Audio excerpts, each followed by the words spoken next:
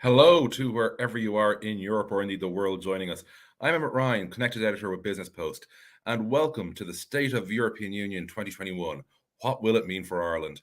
It is a fantastic event we have set up for you today with a really stacked lineup of guests. But before we get to those, I just want to give a few thanks out first. First of all, to the European Parliament Liaison Office in Ireland, the European Commission Representation in Ireland, and the European Movement Ireland for their help in making this event possible. Now, I know, every webinar you attend, like I just said at the start there, will always tell you the lineup is great. And you can literally see our lineup is stacked here from the panel in front of you. But this is really a fantastic bunch that we put together for you today.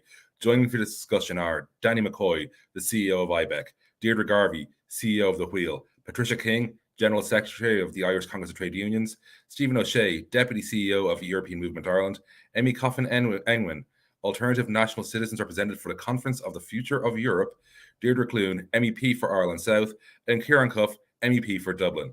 Now, this event, it's very much about you. It's not about me. It's not even about our 7 speakers here who are joining me today. We want you to get your questions in early and often. And there are 2 ways you can do that. They are either by emailing events@europeanmovement.ie or by using this hashtag SOTEU on Twitter. So use the hashtag or send an email early and often. Like I said, we'll be reminding you about the hashtag, remind you about the email throughout. Don't worry if you're not getting it right now, but we have a lot of stuff to get through in what is not a lot amount of time. So it gives me great pleasure to get us kicked off to introduce our opening speaker, Danny McCoy, the CEO of IBEC. Thank you very much, Emmett, and appreciate the opportunity. I guess, as I said on previous occasions, the State of the Union is really a reflection point. You know, the word state, I think, when you hear it in the context of political institutions, I think about member states, but clearly this is a stock take of where the European Union is right now. And on that front, from a business point of view, I think the answer is in a really good place, actually. And I think that's something that needs to be acknowledged. You know, the themes that I'm sure will come up and are certainly going to be in President von der Leyen's speech range around the whole issue around digitalization and artificial intelligence in particular.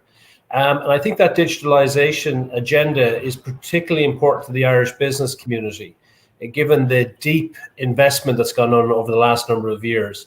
You know, just to stand back as a member state of the European Union, Ireland's a real standout. Our GDP increased by 100% in 6 years to get to the year 2020 when COVID hit.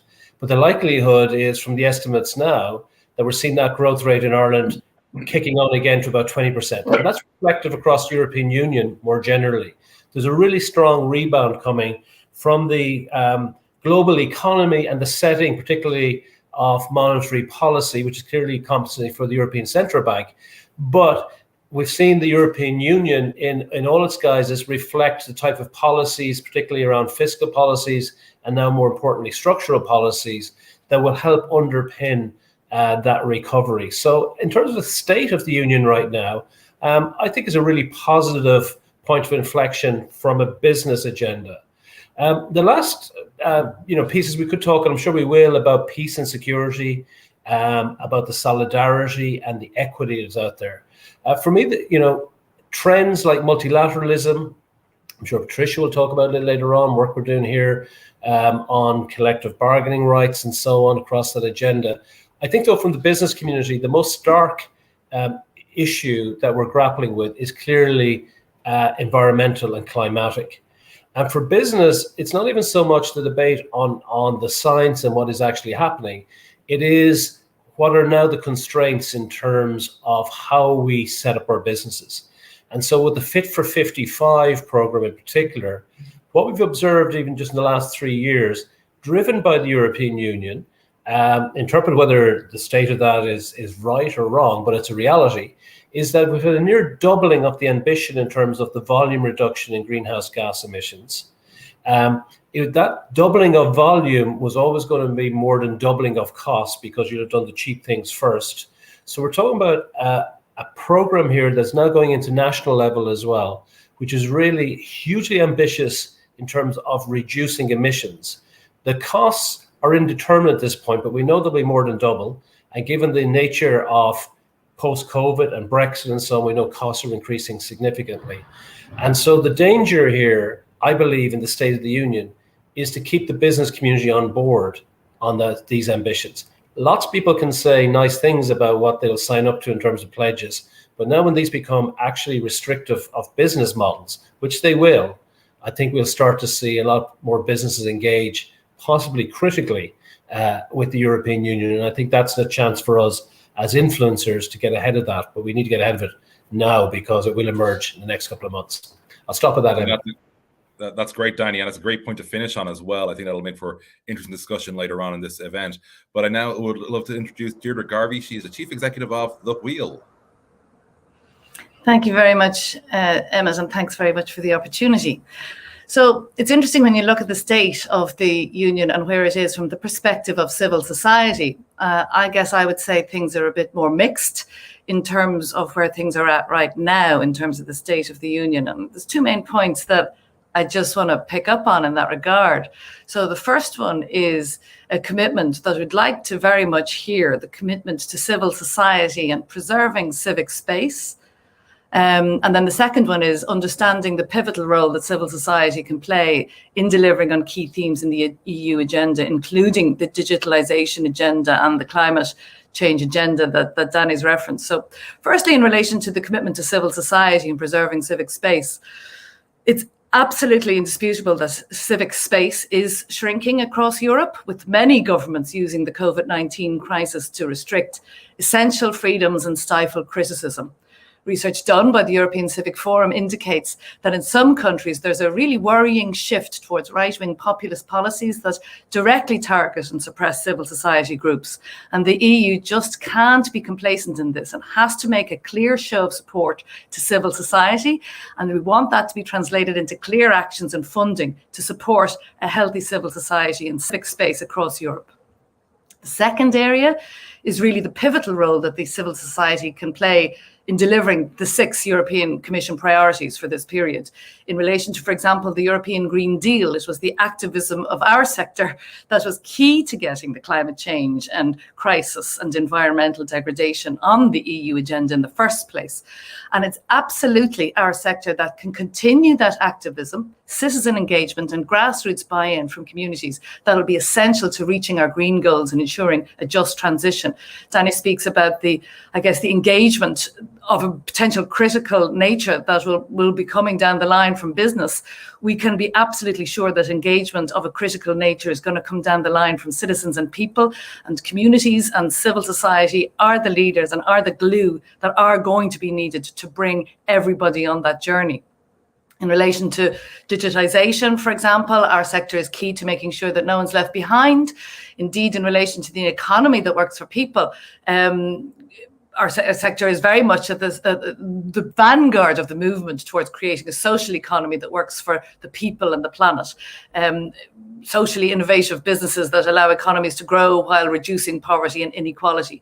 So there are other priorities that I won't go on to, but in relation to foreign affairs and the humanitarian work that positions Europe as a force for good, the values that the European way of life espouses, it is our sector that actually operationalizes those values in a real way in communities. And indeed, it is our sector that is very much involved in helping people support them to make their voice heard, supporting democracy. So I'll leave it at that. It's very much not tokenistic. We need to be included, and we need to see that recognition supported by the President and to work with us to co-deliver on the increasingly urgent priorities. So thank you. And thank you, Deirdre, for your remarks. And it's now my pleasure to introduce Patricia King, who is, of course, the General Secretary of ICTU. Patricia, you're muted.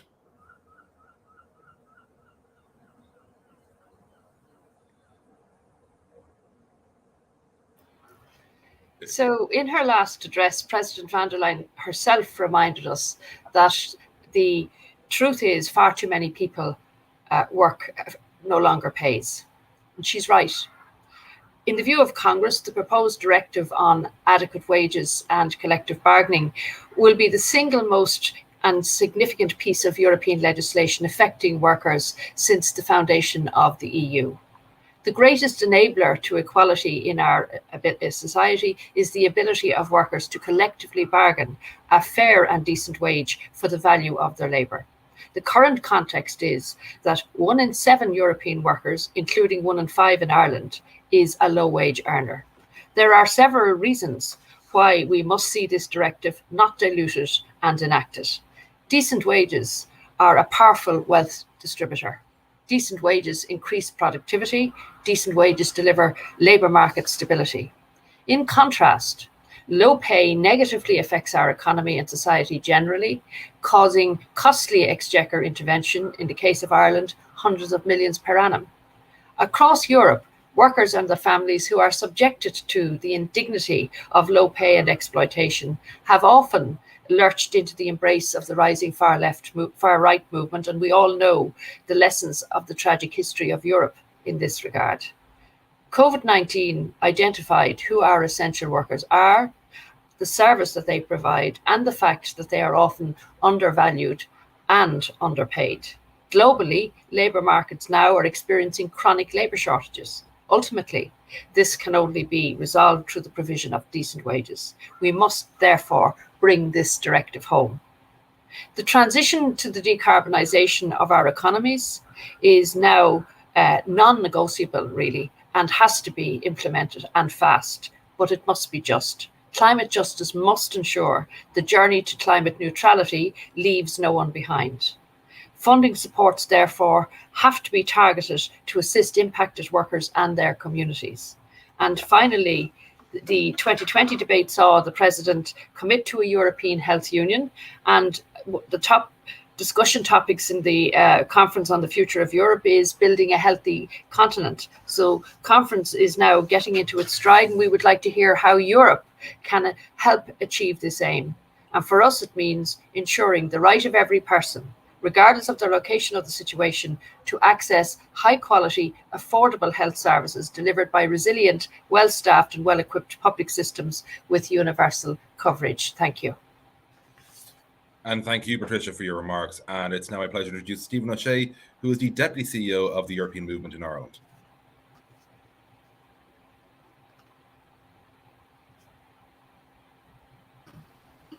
Thanks, Emmett. We're delighted to be cooperating with the Parliament Liaison Office and the Commission on this event. The last year has again been dominated by the pandemic, and the European response has proven broadly successful. Early this year, the vaccine strategy was criticised by many, but I think it's fair to say now that it's because of the vaccine strategy, among other things, that we in Ireland can look forward to life returning to something resembling normal in the months ahead. But there's more to do on that front. The EU responses to the health challenges posed by the pandemic have been largely constructed on the fly, and understandably so. But now lessons must be learned, and these collective efforts must be formalised, institutionalised and improved upon. And as we hopefully emerge from the worst of the pandemic, economic and social recovery underpinned by the green and digital transitions are concerning us. How we live, work and travel are all being reassessed. And there is a potential, of course, for a European approach to many of these issues. New initiatives will be required, existing legislation will need to be reformed, and much work is already underway. But more than that, we would like to see from the President a vision that presents a future that improves on the past. And a recommitment to the four freedoms would be a good place to start, and a determination to make them a reality in all areas would be an important signal that the EU intends to shape and define whatever the new normal will be. The Conference on the Future of Europe is the opportunity to determine what the EU might look like in the next 5, 10 or 20 years. And we've been engaging with citizens across the country and beyond. People are committing their time and ideas to this process, and they must be listened to. And therefore, we'd like to see the President committing to acting on the proposals that emerge from the conference and championing its potential. To echo Deirdre's point, we need to see a stronger resolve on the rule of law. The actions of some member states, and we all know who they are, have gone too far. The mechanism to apply rule of law conditionality to EU funding is welcome, but we need to go further. The challenges to EU law and democratic backsliding cannot continue. In the foreign policy, the EU needs to stop, frankly, talking about being a global player and get on the pitch. While some progress has been made, and there is much to commend in EU external action, a lack of coherence and capacity continue to undermine our ability to match our global ambitions with reality. Pool sovereignty does not equal lost sovereignty. We see that in trade, in multilateral climate negotiations, and we see it very clearly in our nearest neighbour next door. And we need to recognise that the same principle applies to some aspects of foreign policy. All through the post-Brexit negotiations, EU support for peace in this island has been unwavering.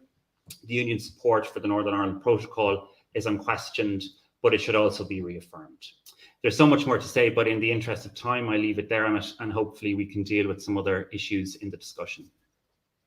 Well, Stephen, I both appreciate your remarks and your attention to brevity. That's always welcome, Stephen, especially when we've got a stacked panel. And it's time for our fifth speaker now, and it's Emmy Coffey Nguyen. My apologies, Emmy, for muddling a bit there in the middle. And she is the Alternative National Citizens Representative for the Conference on the Future of Europe. That is quite a mouthful of a title, Emmy, so hopefully we can get through your speech a bit faster than I did your title. So. Thanks, Emmett, for that kind introduction and for also laying out the name of my title. It helps me not repeat that throughout my remarks, so thank you for that. But to my fellow speakers and the individuals joining us all this morning virtually, it's an absolute privilege to be given the opportunity to talk to you today in this capacity. It would be an understatement to say that I found it easy or to find the words or indeed the list of priorities that I would see fit to be addressed for the roundtable meeting this morning.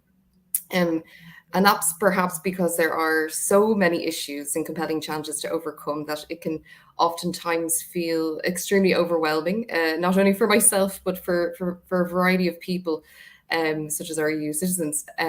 So how can I, as a regular citizen, table such solutions or indeed give my opinion to extremely complex issues? How can I deliver positive and lasting change to my to the issues that matter to me as an entrepreneur, activist, and athlete?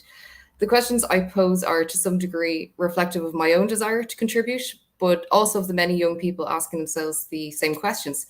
What will my future be like? Am I making enough of an impact right now? We are not short of passion, purpose, nor perspective. So indeed, what is the problem? To summarize that, I would have to recall a special moment for myself where I had the opportunity to chaperone two wonderful 16-year-olds to the European Parliament as part of UNICEF's World Children's Day. I was left in awe of the ability of these young people to demonstrate to senior leaderships, senior political leaders in Europe, I beg your pardon, on the importance of addressing climate change, gender-based violence, and racism. Here were some of the most vulnerable citizens declaring to Europe what affected them most and what they wanted their leaders to do about it. That was 2018.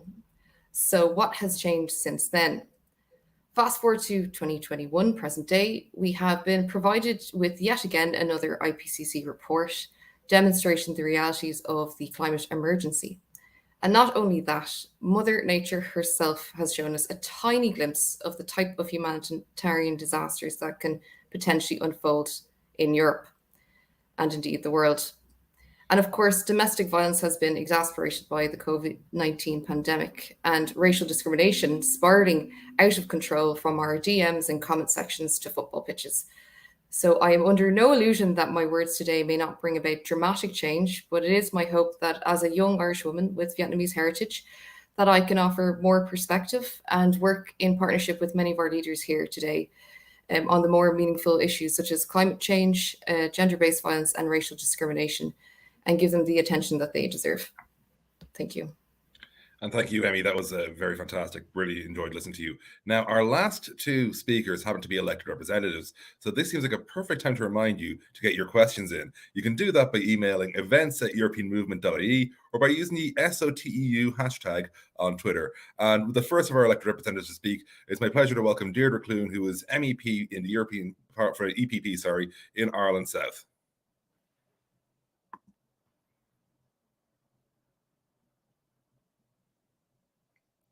Deirdre, just one moment, please, while we sort your sound.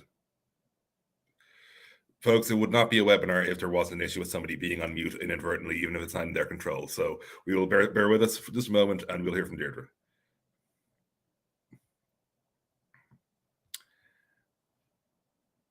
Deirdre, we need actually to unmute your own mic. It turns out it's on that end. All right. Yeah, good. Okay. Good morning, everybody. And thank you. And thanks for the opportunity to be able to and thank you for the speakers. I mean, there is lots there, and I suppose at this stage we're facing into the State of the Union address next week from Ursula von der Leyen, and there's a challenge between what's immediately on the agenda and what is the future. And I suppose I'd like to take up a point Emmy just made on climate change and how important that is. And we have seen over the summer, really, there's been very stark reminders of we really need to tackle this. And so heavy on the agenda of the Parliament, and I'm sure the Commission will be speaking next week, is the Fit for 55. How are we going to reduce our climate impact by 55% by 2030, which is only 9 years. So we have a range of legislative measures there. And as Danny has said, Patricia alluded to it also, we need to, and Deirdre as well, we need to bring business, we need to bring people with us. Civil society is going to be very important because the targets are easy to set. It's easy to vote for targets, but it's the implementation of that across a range of measures: transport, agriculture, food production, energy, the whole area. But it needs to be done, and there is a commitment there to do that. So that's probably one of the main legislative challenges that we're facing in the next 12 months. Well, 2 years, I would say 2 years and more for the rest of this term. I'd also like to say that health is important. We've seen how valuable a role the European Union can play, and we've seen it in the pandemic in terms of purchasing vaccines, procurement. But there needs to do more in that area, and the European Health Union is a start. We've strengthened the mandate of the European Centre for Disease Control, and this next week we're voting on the European Medicines Agency. But should we do more, or can we do more? Because health is a matter for the member states, but certainly there's an area where you can pool resources, pool information, pool research, and I think the European Health Union is an area where we see big changes, and I've no doubt that Ursula von der Leyen will mention that and will speak to it strongly in her statement next week.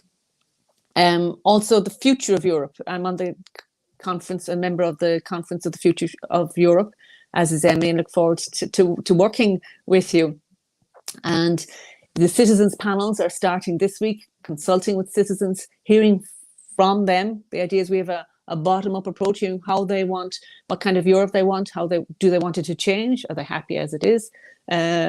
What areas should there be change? And there's various areas, like we've mentioned, health, climate, but there's also the question of Europe in the world. How do we see ourselves? Stephen is correct when we say we keep referring to ourselves as a global player, but we've seen in Afghanistan how when the US pulled out without consulting its partners, what that has meant. So that's these are the type of questions. How do we participate in a world, in a Europe now that doesn't have the United Kingdom? We're in a post-Brexit era, and don't forget the United Kingdom was the seventh largest economy, I'm not sure it oscillates, in the world. So it's a major player. So post-Brexit era, our neighbourhood with our engagement with our neighbourhood in the East is a challenge. Our engagement with Africa, the US, and China as well. So I think there are big questions for Europe's place in the world and how we see ourselves, and that'll come, I hope, from the conference in Europe. So thanks for that. Look forward to the engagement later. Thanks very much, Deirdre. And our last, but certainly not least speaker is Ciarán Cuffe, who is an MEP for the Greens for Dublin.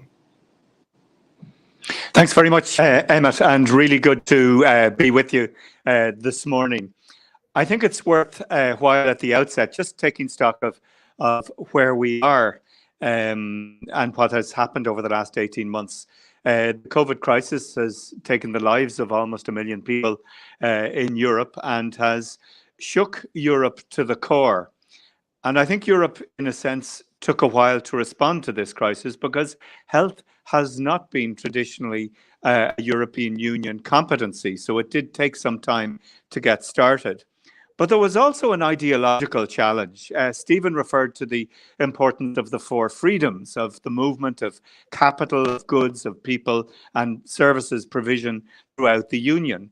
And to combat the COVID crisis, we had to restrict the movement of people within Europe. And I think there was a sharp intake of breath from the European institutions to the challenge of doing this in the early days. And then quite quickly, we moved on to ensuring that goods and services could continue to move and the supply chains for the provision of of the medical equipment replied, and indeed the success of the vaccine program did take the European institutions to lead that. But I think there were moments where we certainly had to think quite carefully about Europe.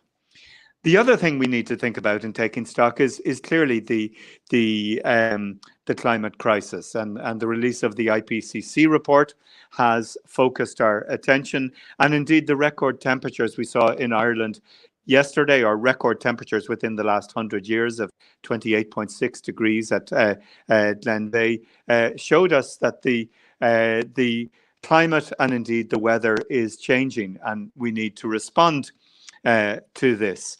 And I mean, we heard earlier that, is this too ambitious? But actually, scientists will tell us that the scale of our response is insufficient to tackle the climate crisis, and indeed we should be looking at a 65% reduction in emissions over the next 10 years rather than 55% over the 40 years from 1990 to 2030. So I think we need to listen more carefully to the science. But I also think the COVID crisis showed us that we do need more Europe, but more Europe in the right areas. And I would argue we need more Europe in the area of health provision, and we need more Europe in terms of climate action. Though there is a challenge there. We've heard Macron talk about the need for stronger defense capacity in the aftermath of the Afghanistan crisis. I disagree. I actually think in Afghanistan, it has showed us that we need more European action in terms of development aid, in terms of health, and in terms of education. So I think there will be a row in the months ahead over where we want more Europe, and that will be an interesting debate to look at. But clearly, the focal point of this mandate, of this 5-year term in Europe, will be the success or failure on the climate crisis. And I think it's clear that we need more action, not less. And I think we need regulatory and legislative certainty in the Fit for 55 package. One of the challenges I have in the months ahead, Fit for 55 comprises 15 or 16 pieces of legislation. We need the coordination and clarity, because these pieces of legislation are going to the 20 different committees in the European Parliament, and ensuring that the different actions are compatible is hugely important. And that's what industry is telling me. And I think as legislators, we owe that to everyone to make sure that that happens. I also would think it is a huge opportunity to reboot Europe in a low carbon direction. There will be winners and losers, but I think the low carbon trajectory is the only game in town. And we need to do that along with a just transition. As Danny or Emma pointed out, it won't be cheap.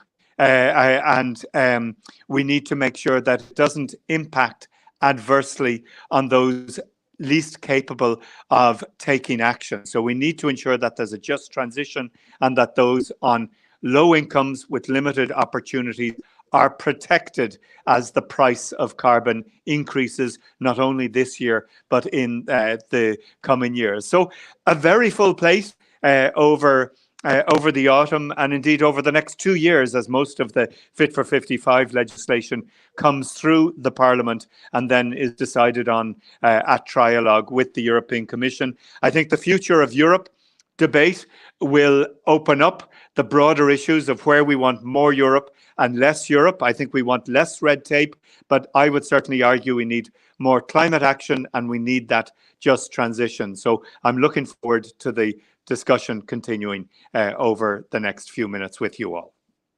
Thank you very much, Ciarán. And leading off that, I definitely want to go to Danny and then Emmy first on sort of a point that Danny made, which Ciarán has somewhat expanded on, and Emmy definitely alluded to, which was the clash, Danny, that we're going to see, because everybody says they want to do X, Y, Z in order to make sure we are getting greener and we're getting better, which is brilliant. But as you said in your earlier remarks, Danny, when it becomes a bit of a more of a pressure, and businesses have to start asking questions, where do you see that clash coming, and how can we, prevent it really being a problem, so to speak? Thanks, Emmett. So obviously the overlaying from the European Union into the national budgets, I think, will be significant. So clearly, lots of people really don't understand. I often tongue-in-cheek say people literally wouldn't know carbon if they fell over it. So diamonds are carbon, for instance. As I say, not a lot of people know that. And so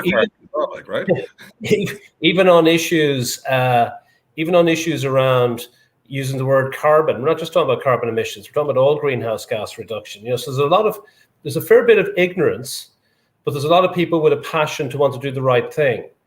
However, I think Ciarán said it there as well, when your values and prices align, that's great. But the gap between values and prices around the environment, in my view, still remain extreme. And we see this in nationally on the unwillingness to actually pay appropriate prices for things like water. So it doesn't augur well for what's about to unleash into the Irish electorate and businesses in the next couple of months, because the scale of reduction is significant, particularly against the backdrop of an economy that is growing and scaling in the way that Ireland is. It's not as if we've got a modest growth rate and stabilizing the emissions. The two things are going in really opposite directions. And so I think it's going to be immense when people actually find out. This actually means for some businesses, their business model isn't fit for purpose. Thanks. And Emmy, when you sort of, you're responding to Danny there, I suppose, because you're obviously representing sort of a younger generation on this call. I feel safe saying that because I'm fully grey-haired. So when you're looking at sort of, that future and sort of, those challenges that are going to be ahead of the industry, how do you feel we can tackle them? Thanks, Emmett. It's great that you're pulling me in on this particular issue. I have some background in looking at technology around, is it good for people? Is it good for planet? And one key thing that I do see commonly addressed, and we need to just remind ourselves for a second, is technology can't save us all. We do talk about AI. It is a great thing. But what is artificial intelligence run on? We also need to look at our data centers. Are they all, powered by renewable energy? The majority of them are not. So we need to just remind ourselves that AI is great, but in order to power AI, I think one single AI solution, it takes, I think, 5 times the lifetime of emissions of one average car to power an AI solution. So I'm not here trying to slam AI in the face, but we just do need to remind ourselves what energy we need to power these solutions as well. And they can be very effective, obviously. I've seen that by the work I've done with UNICEF. Just as a young person, when I say young person, I'm probably just about a young person. I'm 30 years old in a matter of weeks or months. But I think one of the things I personally now I'm thinking of, should I have children? Should I have kids? Should I leave a legacy of climate disaster to my children and their children? So that is a significant issue, I think, that largely women are thinking about that are of my age group. The other thing is with business. I'm a business owner. And obviously the technology that I'm trying to also come up with is to try to solve some of these problems.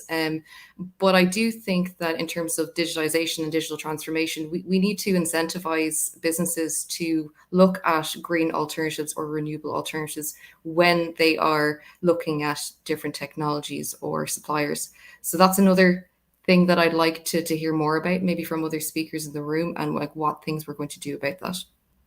Thanks very much, Emmy. And if it's any comfort, it was only when I turned 40 people told me it was okay to consider myself middle-aged. And we move on now to our first question from the audience. The audience questions are coming in thick and fast, but keep getting them in because we still have quite a bit of time to go here. We'll get through as many as we can. The hashtag, of course, is SOTEU, and you can email events@europeanmovement.ie.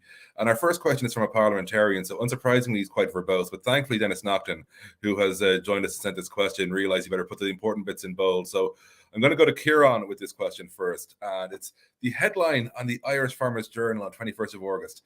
Brazil to add 24 million cattle as Ireland plans to cut herd. All this does is offshore emissions to another part of the world where it will cause greater harm to our planet. The most effective and transparent way to address this, not just in the case of food, but for all products, is to calculate carbon at the point of consumption. What is the Commission planning to address the demand side issues where price will, in many instances, trump climate and thereby undermine the overall objective behind the EU Green Deal? And that, of course, because Ciarán, remember, is the abridged version of Dennis's question.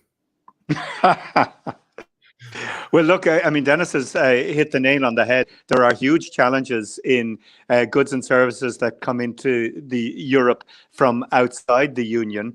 And what's hugely important in the context of his question is the Mercosur agreement, the potential trade deal with South America and the European Union. Within the Greens EFA group in the European Parliament, and indeed back at home, my colleagues are saying that we need to ensure that any future trade deals place sustainability at their heart. And he's absolutely right. Why undercut an Irish farmer with Brazilian beef if it doesn't face the same tests that European beef face? I think, though, on that issue, at a European Union level, we're talking about something called CBAM, the Carbon Border Adjustment Mechanism, and that will ensure that goods and services, whether it be beef or concrete or steel, initially it's just 5 categories, but there will be a levelling out to ensure that European jobs are not undercut by low wages and high carbon production elsewhere in the globe. But that does cut to the heart of some of the challenges that we have. And I think particularly in agriculture policy, we're seeing this debate with, oh no, farmers shouldn't be doing the heavy lifting on the carbon challenge. Why doesn't transport do it? In transport, people are saying, oh no, why doesn't industry do it? And it's kind of past the parcel on a Belfast bus, really. Nobody wants to actually unwrap the actual steps that we need to take to reduce our carbon production. The last point I would say, though, is with agriculture, the European Union is saying very clearly, agricultural subsidies will continue. But I think in the case of Ireland or anywhere else, it doesn't mean that we have to keep increasing the output from agriculture exponentially. We have a budget that is there for the CAP. We need to use it wisely and use it to reduce carbon content rather than to increase it in the coming years. Thanks, Ciarán. And our next question, and I believe it is from Marion Harkin. It's going to go to Deirdre. Deirdre Clune, sorry, because of course we have 2 Deirdres today. And it's Deirdre, any proposals regarding specific legislation, funds or programs to ensure a meaningful participation of civil society? And I actually might go to the other Deirdre as well after Deirdre Clune on this. I think, yeah, is that maybe for, well, yeah, absolutely. I think I'll go to both Deirdres on this. So Deirdre, any thoughts yourself? Well, I'm happy to take that, Deirdre. Yeah, you have the funding item, I think was for you, Deirdre, yeah? Okay. Great stuff. Okay, I've got three specific ideas in response to that question. Number one is, we need a mandate to absolutely include civil society representatives in European programs that tackle societal challenges and also the economic challenges. So it's really nothing about us, which is the economy and society, without us. So, and I think quite often civil society organizations can get shunted off into the societal issues as opposed to the economic issues. And I think what the climate crisis is bringing to the fore is that these issues are completely intertwined and will never be separable. So all parts of society need to be involved in the societal area discussions, and all parts of society need to be involved in the economic discussions. So I think that that's really important in relation to strengthening social dialogue, right? Second one is streamlined accessible funding opportunities with reduced match funding requirements for non-profit organisations, civil society. There's a massive onus on civil society organisations across countries to create a significant match funding, and that is increasingly hard to develop and increasingly hard to source. And then the third part of the recommendation is to significantly invest in the skills building and the training area of those parts of the labour market across Europe that happen to be employed in non-profit sector employers as opposed to for-profit employers. From the perspective of the person in the labour market, they are still a person who contributes to the economy and contributes to society. So there's just some 3 practical recommendations there. Thanks. Yeah, and I agree. I mean, just to say, Deirdre's outlined where we can make practical investments, and that's very important for what we've been discussing, how difficult it is going to be to implement the climate change agenda. I mean, there is a willingness to do it, but I think civil society is going to play a very strong role in this, as they have done in getting us to this point where we have a package and a suite of legislative proposals that we will be implementing. So civil society and will be very much to the fore in this. And I also think in the future of Europe that we know a strengthened civil society can contribute more to that debate and to the evolving ideas, and to come out strong and say, you know, this is where we want Europe to be. This is our view of how Europe should react to its relationships with the rest of the world. So from that, a strengthened civil society is in everybody's interest, and all interest that we have that strong voice there. And Deirdre, I'm going to stay with you for the next question, because we have, of course, seen throughout this, and we're even seeing it right now that we're doing this via Zoom, StreamYard, is that we've become a more integrated society in one respect, in that we're all connecting in a very different way to the way we did before. It's become a more digitized Europe. And we're seeing that more as well in how we conduct commerce, how we do everything, like in all forms of engagement now. You know, whether I'm in Dublin, whether I'm in Dubrovnik, wherever, it's roughly the same amount of movement in terms of sort of where I'm sitting, in terms of doing business with anybody anywhere in the world. So in terms of what that means for the European Union and your own particular role, obviously, as an MEP, where are you seeing sort of the impact of digitalization, and how we can bring the benefits out of it, given it was sort of, you know, accelerated a bit faster than we probably would have been ready for due to the pandemic? Yeah, well, that's right, Emmett. Obviously, the last 18, 19 months have shown us that really benefited digitalization, shown us how we can use it. So that's important. So there's a big digital strategy that I know will be looked at next week in the discussions on the State of the Union, various proposals there. But I think, you know, we have to move towards a digital economy. Part of the funding for the recovery programme, and indeed Ireland's almost €1 billion was agreed last week. That's part of that. 27% has to be spent on digital infrastructure, building up infrastructure, building up skills also. Skills are going to be very important, so we don't leave anybody behind in that. And in the whole commerce area, I mean, digitalization, e-commerce is really important for small businesses across Ireland, in every corner, in every parish. There's small businesses there that can benefit more from digitalization. They have done, but they can benefit more from the single market that is a digital market, that can be a digital market. So, you know, there's lots of legislation now coming through in terms of, you know, what's for sale online, or you should have the same supports and the same rights if you're buying something online, if you're working online, if you're engaging online, as you would have offline. We have big legislative packages as well coming in the committees. I'm in the Internal Market Committee, the Digital Markets Act, the Digital Services Act, which probably just names, but what it means is really working on making sure that these large tech companies, and we know who they are, the big fives, or the big that they're seen to act in a fair manner, not abusing their dominant position. And these are going to be contentious, but I think there's a strong appetite in Parliament to support the Commission in their proposals to rein in the big tech companies, if you like, and make sure that they're fair to business and fair to individuals as well. So there's a lot happening in the digital area, but really there's an intent to make sure that we know the single market. We hear a lot of it. We all know, we've all had an education in that with Brexit and what it means with goods and free access to the European market for us.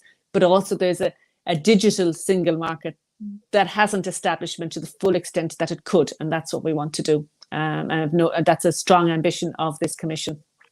And I next want to go to Patricia, because obviously, Patricia, you know, you're thinking about coming back to the end worker in respect. We got a question from the audience about that, which is, Patricia, fully agreed to the need to bring home directive on decent wages. Where are we in the legislative process? So, yeah, thank you, Emmett. So what we did immediately, the directive started to take on some legs in terms of being put together and the possibility of it being a reality. We engaged with the government and said, you know, we would like to handle it on the basis that we would prepare ourselves in Ireland for the transposition of any such directive, and that our current scenario in legislative terms certainly would have to be amended if we were to meet the terms of the directive and not wait a long time afterwards to do so. To be fair to Danny, he also engaged strongly on this, and the Taoiseach set up a high-level group, which is now in place. We're engaged in quite a lot of discussion. It's very entangled, as you can well imagine. It's tricky and difficult enough. However, the aim of that high-level group is to have some recommendations to put to the Taoiseach not before the end of the year anyway, so that consideration can be given to what legislative changes need to happen to enable us to be ready to transpose a directive that would come from Europe. So that, we think, is good planning. We don't want to leave it to the last minute. It is extremely important here in Ireland that we get away from this 1 in 5 on low pay piece. We are a rich country. We are well able to pay a decent wage, and we now have to go into the place where we're top of the pile rather than the bottom of the pile in relation to how we treat people. And could I just say, Emmett, as well, because you've had the discussion there with some panel members and so on in relation to that just transition. You know, I happen to be a nominee on the Climate Action Advisory Council, and you learn quite a lot when you're on these bodies. And one of the things that we really need to do, and I would just mention it to Ciarán there, he was answering the question on this, you know, we're going to have to stop this sectoral arguing. It's a sideshow. The reality is this climate action is non-negotiable, and we have to find a way that, number one, meets the requirements in relation to emissions and eradication of these emissions and so on. There will be a budget. It will transform our economy. There is no doubt. There are some sectors like energy, like transport, like agriculture, who are to the fore in terms of transformation that needs to happen. It needs to be fair, and it needs not to kill our economy. It needs to transform our economy. Workers in some sectors will find themselves working in unsustainable sectors, and they will have to be retrained and, I suppose, in a sense, have capability by their training of going into new jobs. It is the state's job to provide the mechanisms for that to happen. That is going to be a huge job in Ireland because we're not anywhere near ready. Now, if these people are retrained and upskilled to take on the new jobs that will definitively be created by virtue of the climate action, then we will be in a place where we will have a just transition. We have not covered ourselves in glory on this. Our experience in Bordemona was not good. We have hundreds of workers out of that organisation who ended up unemployed. And so therefore we have lessons to learn. So I think we all have to work together to put across and deliver this sustainable economy. It is going to be highly, the reform in it is going to be really high in the sense that a lot of people will be affected, and it is up to us to put in the mechanisms to ensure that people can work and are prepared to work in sustainable companies rather than not. That's going to be over the next 20 years. It's not a long time, really. And so from that point of view, I think the trade union movement are pushing really hard for what does a just transition mean and how do we achieve it. And our experience to date is not good, but we have to improve that. Thanks. Thanks, Patricia. That was fantastic. We've got quite a few Brexit questions in, unsurprisingly, from quite a few of you. So I'm going to go to Stephen first with this and then on to Danny as well. And the general gist, Stephen, so I'm going to try and merge all our Brexit questions into one simple one for you, is basically, given it's been dominated so much by the North-South, the East-West relationship, is it not time we change the focus more to thinking about our relationship with the rest of the EU more than our relationship with the UK, now that the UK is no longer a member? So I'll go to you first, Stephen, and then I'll go to Danny on that. Thanks, Emmett. Yeah, I think there are two strong aspects to that. So the relationship with the UK is obviously still important in terms of the level of trade and cooperation that occurs, but also the relationship with the UK is also really important in terms of underpinning the situation in Northern Ireland and ensuring a North-South relationship that is as successful and as stable as possible. So the UK, as our nearest neighbour, will always be in our vantage point. But yes, of course, there is a pivot towards other European countries and towards the European Union.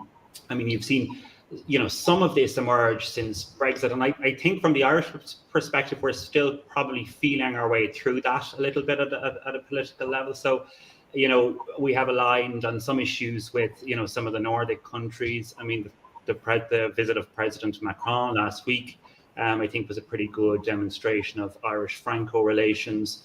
But I still think in this post-Brexit phase, and remember, we're still only a couple of years out, that we are still determining what our alliances in the European Union look like as we kind of move into that phase. And, that's not necessarily a bad thing, because you don't want to hamstrung yourself to certain blocks or countries. I think it's better to work with people on particular issues and on particular priorities and form coalitions in that respect to get things done and to progress priorities. I mean, just to say, there's been a huge amount of work done by the state agencies in terms of trade diversification into the European Union, and particularly in the Enterprise Ireland side, and also through the embassy network as well. So a lot of that work, I think, is underway. So the short answer to that question is the UK-Ireland relationship will always be important, economically, politically, and in terms of the northern situation.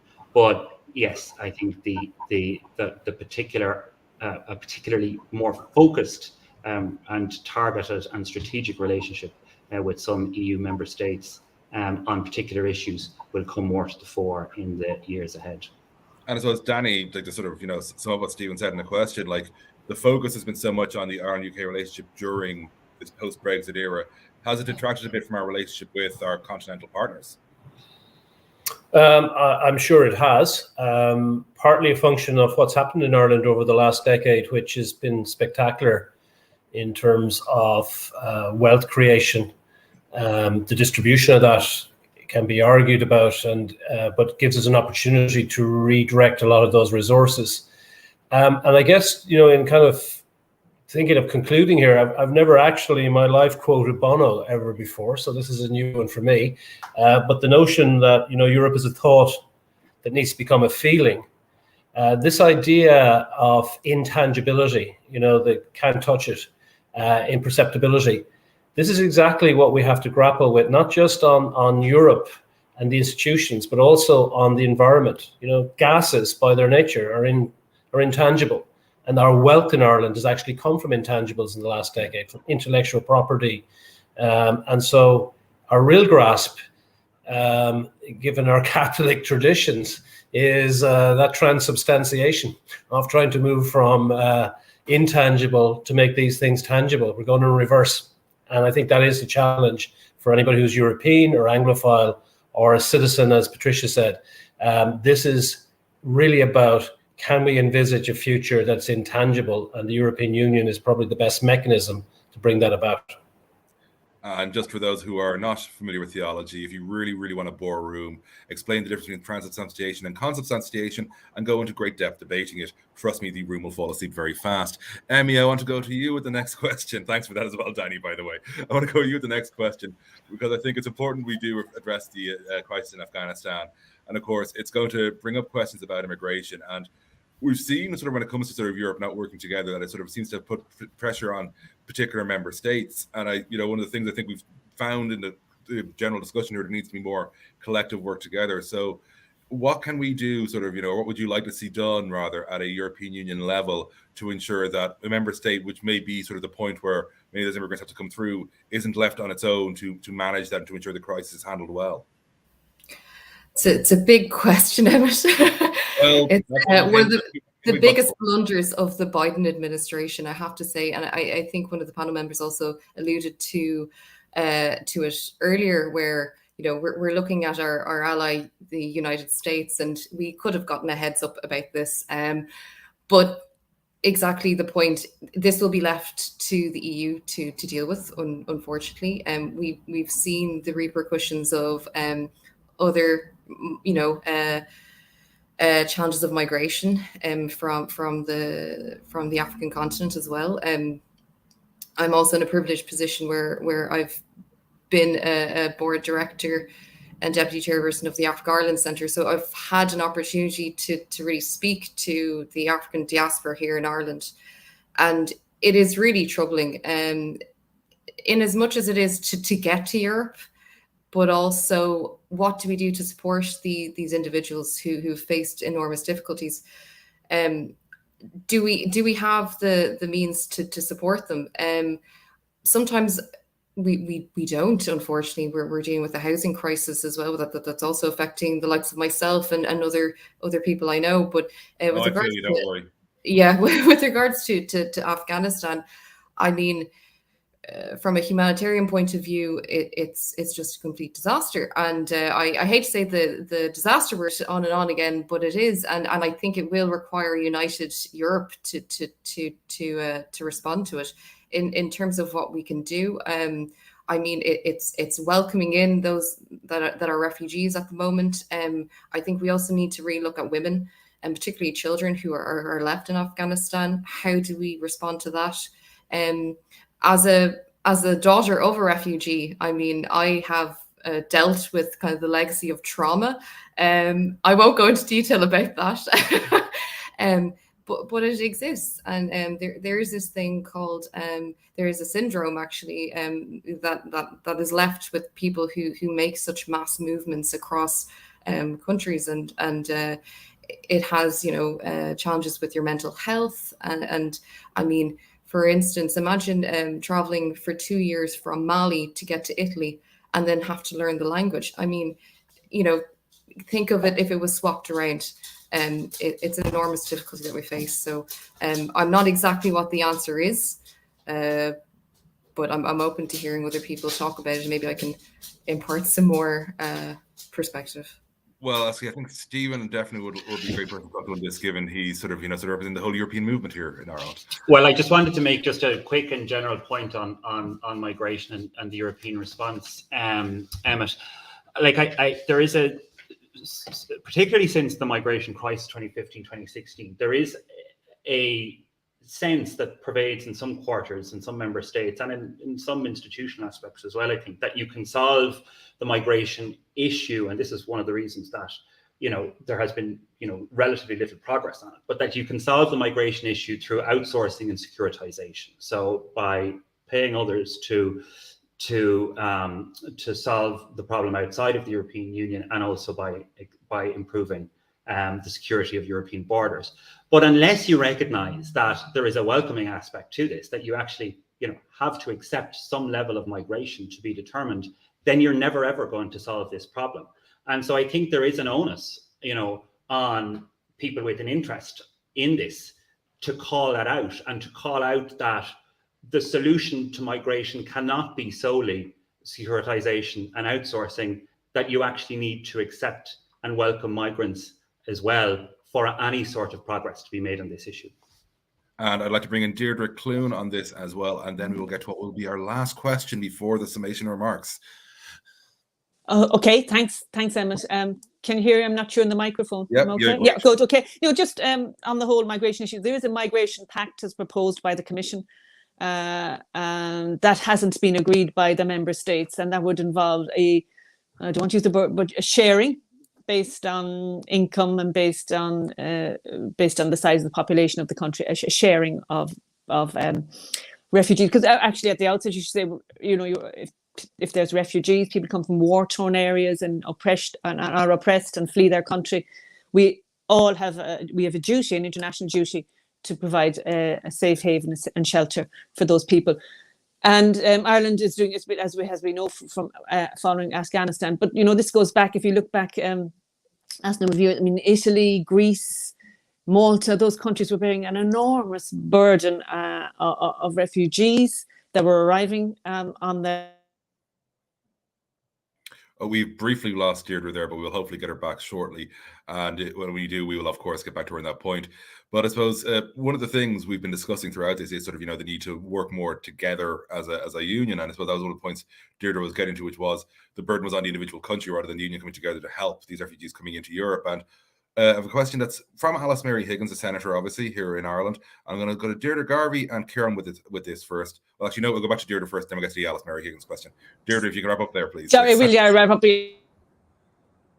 immediately You're at the moment is to get on Afghanistan, the immediate priority is to get humanitarian assistance into that country. And Emmy is completely right when she said that we need to get humanitarian and to facilitate NGOs that are being funded to. We're working with the UN. Europe is working with the UN on that to ensure humanitarian assistance get there. There hasn't.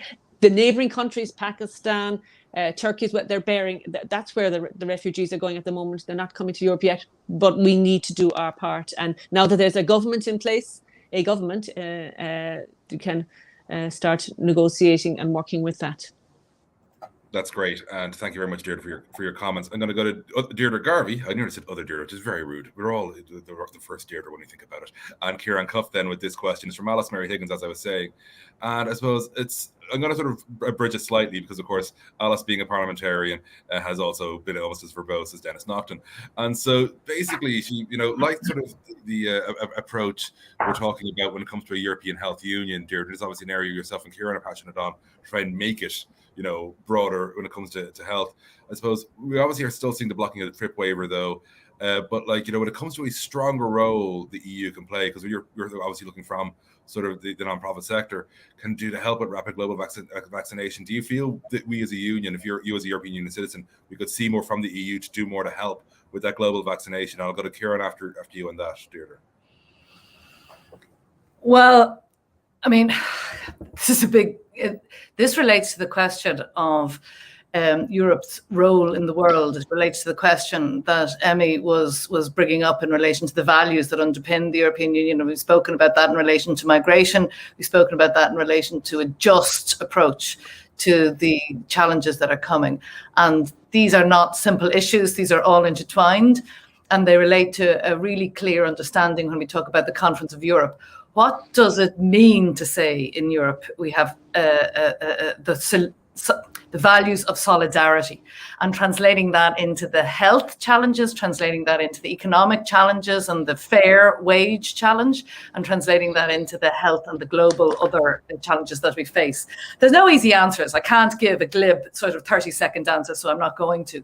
But what I would do is that these are the challenges of our time, and I would actually extrapolate what Patricia said. These are non-negotiable challenges. We can't hide away under the bed, away from the migration issue. We can't hide under the bed for the climate change, and we can't hide under the bed for global pandemics and the health. And we need to find a way of demonstrating and practicing that solidarity to actually answer them. It's the only answer I have right now. No, it's a good answer, Deirdre. And Ciarán, your thoughts on this? Yeah, I think as we look at the death toll in India currently, it shows that the absence of a TRIPS waiver is killing people in their tens of thousands. And I was disappointed when shortly after US President Joe Biden announced a TRIPS waiver, the major political groups within the European Parliament, EPP and Renew, declined to do that. And I think it's shameful. And, I'm sorry to make a political point, but I think it is deeply worrying that large political parties were voting against a TRIPS waiver that would have very specific focus on COVID vaccines and could have a very limited time applicability. Of course, we need the pharmaceutical industry to invest in solutions. Of course, we have to ensure that they can generate a profit from those solutions. But in the face of a global pandemic that has killed many millions, I would have thought if ever there was a time for solidarity, this was it. So it was a matter of grave disappointment, certainly for myself and my Green colleagues, that some major political groups in Europe voted against a TRIPS waiver with limited applicability. Given Ciarán has mentioned, obviously, Deirdre's group, I think it's only fair that I give Deirdre Clune a chance to respond here. Well, I mean, I think at that time, Ciarán, there was actually no commitment from the US at all. Joe Biden had made the statement, and then he seemed to back away from it. So, but I mean, what you see now, and we've seen over the summer, is a number of the major pharmaceutical companies are working with transfer technology, working with countries, South Africa, India as well, in helping to develop facilities, giving the knowledge to develop facilities to produce vaccines. So, and I think we couldn't but admit that Europe has been very strong in COVAX, supporting COVAX, developing or producing vaccines for third world and for not third world, for middle countries, or lower income countries that don't have access to vaccines, and that needs to be our challenge now, to get vaccines across the world, because there's no point in being vaccinated ourselves, and we're almost very strong vaccination rate here in this country and across Europe, unless the rest of the world is vaccinated. We've seen even in Australia, countries like Australia, New Zealand, that don't have vaccines, what it means for them. So we need to get the world vaccinated. And on that note, I'd like to thank the panel for all the Q&A, and now I'm going to move on to the closing remarks. First of all, Danny McCoy.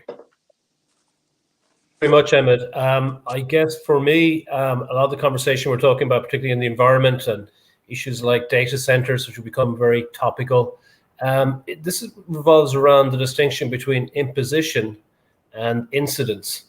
And I think everybody wants to impose it upon somebody else, even though the incidence actually occurs on everybody. And I think that nuance of knowing the difference between where you impose what you think is your solution, be that a border adjustment tax or some restrictions on activities, is that the people kind of feel that that's done.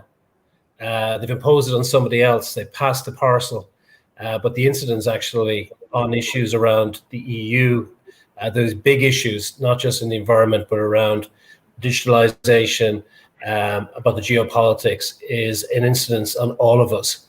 But if we don't reconcile where the incidence happens and where the imposition occurs, I think we will continue to make really bad policy choices. And Deirdre, Garvey, you've got to get your closing remarks, please. Thanks very much. I think we've had a very interesting discussion here. I guess when you even pick up on that question of incidence versus imposition, if we are all part of the problem, in one sense, we are all part of the solution, the state actors, the regulators, the business, and indeed the way that we each individually behave. But it seems to me that we do have a challenge of leadership. We have a challenge that is bigger than any challenge that we have faced globally and indeed across the European Union and in Ireland. And we can't make the changes that are needed across the board by governments, by sectors, by international institutions, and indeed by individuals without people actually making the decisions to change. So if you use that analogy that Danny mentioned about we need to turn we need to turn the EU into a feeling, I go further than that and say that using this analogy, that again, not being negotiable. The EU values of solidarity, we need to translate them into more than a feeling. They have to be turned into action, and civil society is part of that act of, let's call it, transubstantiation.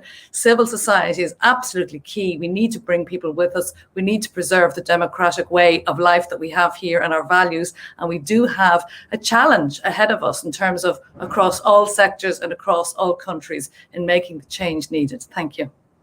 Thank you, Deirdre. And I'd like to move on to Patricia King to get your closing remarks, Patricia. Yes, thank you. So I hope that the President will underpin and indicate strongly to us that the directive on the minimum wage and adequate and collective bargaining will be brought home. I hope that all of those who have any authority in this will ensure that a just transition is not just a slogan, but that it is real, practical and meaningful. And I hope, again, that we can build a Europe which can be a healthy continent. And I think we have the funds and the resources to do it. And I think all those in authority need to commit to doing that, because we certainly need it. Thank you very much, Patricia. And Stephen, if we get your closing comments, please. Yeah, just 2 points. Just to build on what Deirdre said, I completely agree that people need to decide themselves to change. And I think in order for them to decide, they need to be informed. So, I mean, people will, we see in the Conference on the Future of Europe dialogues that we're doing at the moment, for example, particularly on the climate issues, people are very open to change, but they're not quite sure what to do. And they say things like, well, I thought buying a diesel car 5 years ago was the right thing, or a biofuel stove, or whatever it was. So they're confused and they're looking for kind of parameters and direction around it. And so I think there's a big job to do in terms of guiding people and supporting people as we go on this, really sort of, onerous journey over the next few years. And just the final point I want to make is just about the Commission generally. I mean, just looking back over Ursula von der Leyen's political priorities earlier in the week, it's quite remarkable actually that the Commission is, as it comes to the halfway point, is sort of broadly on track with its priorities, and dealing with the COVID response and everything else alongside it. So I think overall, actually, notwithstanding what we've discussed today, the current Commission is doing a pretty good job. But obviously, there's still more than halfway to go in the term. But I think that's an important point to acknowledge as well. That's great. And Emmy, if we could get your closing remarks, please. Thanks, Emmett. Well, first of all, it's been a pleasure being part of this today. I think I probably would want to finish my closing remarks specifically concentrated and focused on, obviously, climate. There are many other issues that I didn't get to speak about today. I'm sure I'll have an opportunity in the future, but I think it's just to, again, be mindful of technological salvation. I think that we also need to remind ourselves that we do have the technology to carbon capture. They're called trees. They've been around for a very long time. And burning them will not help our situation anymore. And we've seen, we have petitions in place to make sure that we stop burning our forests within the EU. That needs to stop. It's not renewable energy. We also need to end the subsidies that are afforded to fossil fuels. And also just again, net zero. Net zero is a burn now, pay later strategy. We need to make sure we understand what net zero actually means. Net zero means that carbon emissions still go up, but it just means that we neutralize those emissions. They still go up. So I think that's one thing that I think is especially powerful when we think of EU and addressing climate action. And I think lastly, and I think Deirdre mentioned it there about political will and leadership. Political will compound in two ways, depending on what choice we make. It can compound our problems or the progress. And that's where I'd like to end my remarks. Thank you very much for that, Emmy. And Deirdre, your closing remarks. Thank you. Thanks everybody for there's been a very interesting debate. Lots of issues covered. And I suppose for myself and probably Ciarán as well, heading into a busy session, I think there's no getting away from it. The climate action and all that involved and the legislation involved in that will be dominating the agenda for the next number of years. And it is really important. It's important to communicate. It's important to bring people and business with you and understand the implications of decisions. So it's just a major job of work. So with that, as Europe, it's looking at its future and where it is with the conference. I was reminded recently, I read a speech Gareth Fitzgerald made, and when we joined, he was foreign minister when we joined the Europe, and he said it was good for Ireland because it was a means of advancing our economy and all the benefits that would flow to society from a strong economy, as well as major foreign policy blanket advancing our human rights agenda, and we can do that as members of the European Union. So I think those two still hold, and look forward to engaging or listening to the President next week, and I'm sure she will be touching on many of the topics we've discussed this morning. So thanks, everybody. Thanks, Deirdre. My first apartment was next door to Garvey Fitzgerald. Didn't make any sense. My bike still got stolen. And on that, Ciarán, your closing remarks, please. Thanks. Interesting that Deirdre mentioned Gareth Fitzgerald, and I think his vision for both Ireland and Europe was both an economic but also a social one, and I think we have to return to that. I mean, to me, the bigger picture was that the 20th century was about no limit. It was about being able to go further, faster, higher than ever before. I think the 21st century is about working within limit. And as we look at billionaires heading off on rockets into space, looking for a new world to colonize, I think actually we should be listening very carefully to the quieter voices in the room and looking after those who have a lot less clout than those whose personal wealth has doubled during the pandemic. So in summary, to kind of agree with Patricia that the needs of the least well-off need to be looked after. And I think we all realize that. But I think society is being somewhat polarized by the changes in wealth we've seen over the last 5 years. And we need to ensure that particularly those who have limited ability are looked after in the transition we need to make to save the planet. Thank you. Thanks, Ciarán, and I thank all our panelists. That's Ciarán, Danny, Deirdre, Emmy, Patricia, and Stephen. And three people who you haven't seen who I'd like to thank in particular: Ryan Levis, Elizabeth Moody, and Ciarán Murray, who made sure that we came across far more competent than we could ever hope to be and far more coherent, thanks to their work in the background. And thanks to all of you for joining us, and of course to the European Parliament representation in Ireland, and the European Commission representation in Ireland, and the European Movement Ireland. And for all of us, goodbye.